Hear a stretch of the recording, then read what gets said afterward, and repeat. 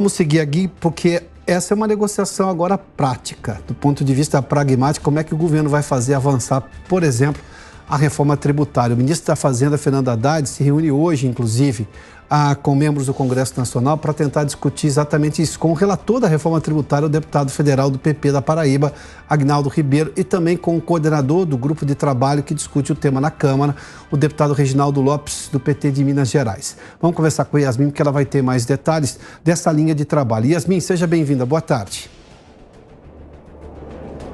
Boa tarde para você também de novo, Pioto, para todo mundo que está com a gente. Reunião essa que acontece às 5h30 da tarde no Ministério da Fazenda, justamente para acertar ali detalhes, alinhavar alguns pontos que o governo federal, o executivo, quer que estejam dentro dessa proposta de emenda à Constituição que vai tratar da reforma tributária. Esse encontro, inclusive, vai contar com a presença não só do ministro da Fazenda, Fernando Haddad, como de Agnaldo Ribeiro, que é o deputado relator dessa reforma tributária aqui dentro do Congresso Nacional, além de Reginaldo Lopes, que é o presidente ali da comissão que está tratando desse assunto, e também o Bernard Api, que é o secretário extraordinário de reforma tributária do Ministério da Fazenda. O ponto principal é porque a ideia, o princípio, era que os parlamentares aqui usassem como diretrizes duas propostas de emenda à Constituição que já tramitavam aqui dentro do Congresso Nacional, mas ainda não está nada definido. Por exemplo, os parlamentares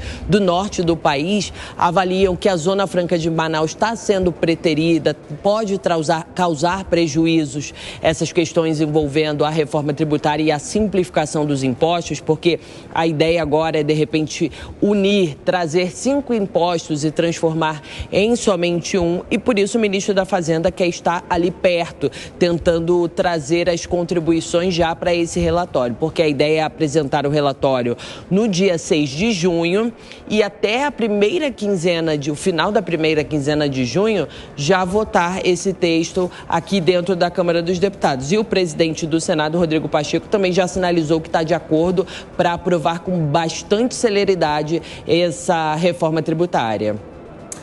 Yasmin, vamos lá. O ministro Fernando Haddad falou hoje também que pretende entregar nesta semana a medida provisória que vai definir as alíquotas dos impostos que devem ser reduzidos da indústria automotiva. Isso foi anunciado na semana passada, você se lembra? E sem que a Fazenda tivesse já o plano, porque você faz um benefício fiscal, a Fazenda tem que explicar de onde sai o dinheiro. Essa é a lógica, inclusive. Bom, parou a venda de carros, porque você vai vender carros se você sabe que pode ficar barato daqui a 15 dias. Não dá para entender essa ideia do governo. Quem foi, digamos, dono da genialidade, para usar uma expressão do próprio presidente da República. Mas ele também falou dessas medidas provisórias que podem caducar na próxima quinta-feira, né? O governo está com um problema de base no Congresso e se caducar, medida provisória, vamos só lembrar, medida provisória tem força de lei. Uma vez editada, ela passa a valer automaticamente. Só que ela tem um prazo para ser votada e se ela não for votada, bom, volta ao modelo anterior, o que traz mais insegurança jurídica também. Como é que tá? Qual é o pressentimento do ministro da Fazenda em relação a essas MPs, Yasmin? Pois é, né, Piotr? Essa questão da medida provisória, 60 dias, mais 60 dias, ela fica valendo dentro desses 120 dias totais. Se o Congresso não analisar, é como você disse, volta a estaca zero, volta como era antes da medida provisória. Pelo menos 7 tem o prazo aí para caducar, para perder a validade até o dia 1º agora de junho. O Congresso está trabalhando para tentar fazer um mutirão, vamos dizer assim, um esforço concentrado para aprovação dessas medidas, mas o ministro da Fazenda, Fernando Haddad, já dá como certa que algumas efetivamente realmente não vão passar aqui pelo Congresso Nacional. Um ponto que ele disse que preocupa, melhor dizendo, o Ministério da Fazenda é a medida provisória que trata do CARF, aquela que institui ali um voto de qualidade, inclusive na prática dá mais poderes de desempate na hora de votar ali por parte do governo federal, do executivo federal. Esse voto de qualidade daria mais poder ao governo, o que poderia ajudar, segundo o ministro, a elevar a arrecadação. E isso o ministro da Fazenda disse que é uma preocupação. Inclusive, ele já fez um caminho alternativo e já conversou com o presidente da Câmara, Arthur Lira, sobre essa possibilidade. Caso a medida provisória do CARF não seja aprovado, já tem um plano B. A gente separou, inclusive, uma fala do ministro da Fazenda. Vamos acompanhar. O que preocupa é do CARF, né? Mas já... A do COAF não vai ser votada, eu acho. A do CARF, nós combinamos com o Arthur Lira de mandar, já fizemos isso, né? Um PL com urgência constitucional. Então, ele deve nomear relator para o PL. Olha, Piotr, sobre a questão envolvendo a redução do IPI dos carros populares, que foi anunciado na semana passada, é um estudo que precisa ser feito pelo Ministério da Fazenda. O ministro já disse que essa semana deve levar o assunto, mais tardar na semana que vem, para o presidente da República. A gente também tem essa declaração de Fernando Haddad.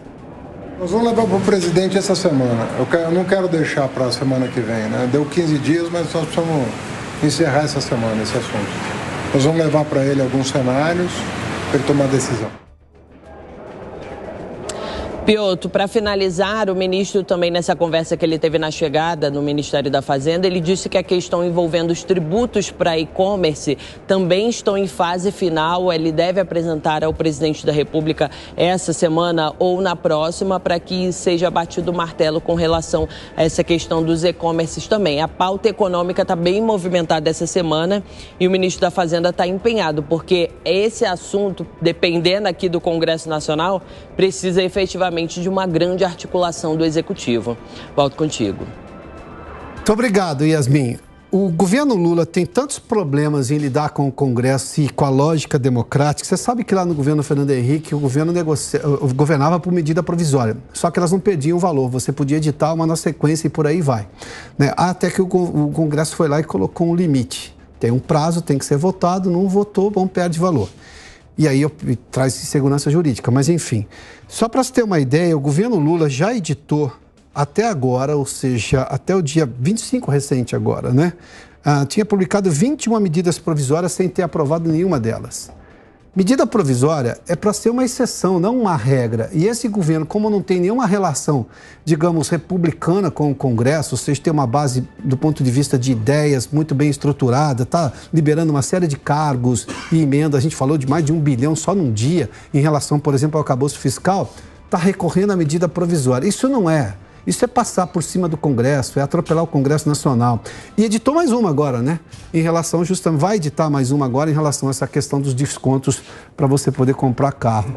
O governo que está, de novo, concedendo benefício fiscal para fazer retomar a economia, em vez de enxugar o tamanho do Estado e criar condições sustentáveis na economia para ela própria crescer, como estava acontecendo no ano passado. Todo aquele modelo econômico que deu certo no meio de uma crise e depois de uma guerra, está sendo deixado de lado pelo atual governo, que está recorrendo, por exemplo, a modelos de Dilma Rousseff, modelos que deram errado.